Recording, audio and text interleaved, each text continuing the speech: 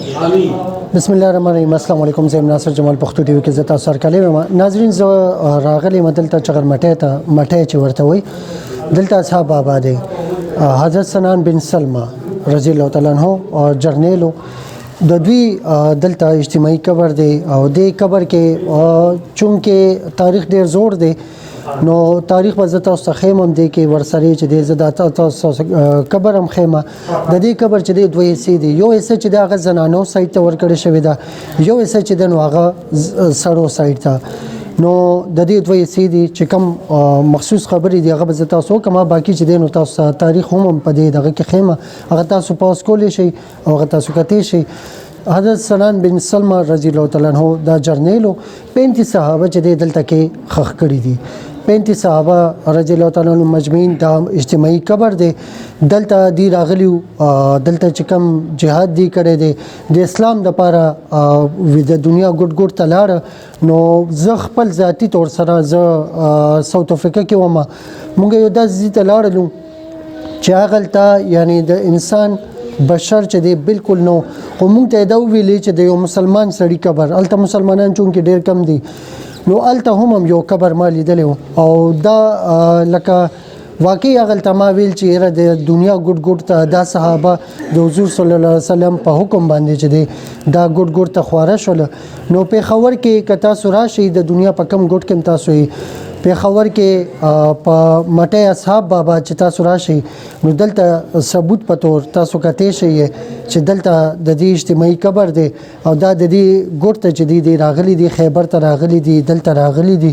نو تاسو دنیا کم ځای ته هم لاړ شئ هلته به چې دی د صحابه رضی الله تعالی عنهم اجمعین د دنیا ګوټ ګوټ ته چې اسلام خور شوی دی دا د هغې قربانۍ وي. هغه ټیم نه جهازونو نه څه موټرې وي نه څه دغه عمده اسونو باندې پیدل په اوښانو باندې د دې د مزل به او د اسلام چې دی دا زمونږ کور ته مونږ ته میلاو دی دا مونږ په مسلمانانو په کور کې دا پیدا یو.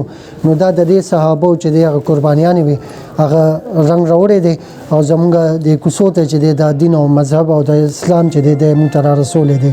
بهرحال تاسو ورسره د دې کلیپونه هم وګورئ او ډېر خوند کوي چې کله مونږ راځو د اسلام مونږ ته په کومو قربانو را رسېدی دی دا چې مونږ ګورو نو مونږ له ډېر زیات خوند راکوي چې یاره د مسلمان په کور کې پیدا کېدل دا د دې صحابو چې دی دا قربانیانې وي. بهرحال څه تاریخ چې دی هغه وي هغه زه تاسو ته ښیمه. کیمرامین تاسو ښیي ماشاءالله ډېر ښکلی دلته کې خلک هم راځي دعاګانو دپاره راځي د تبرک په طور دا خلک چې دی نو دلته راځي دعاګانې کوي او ځي.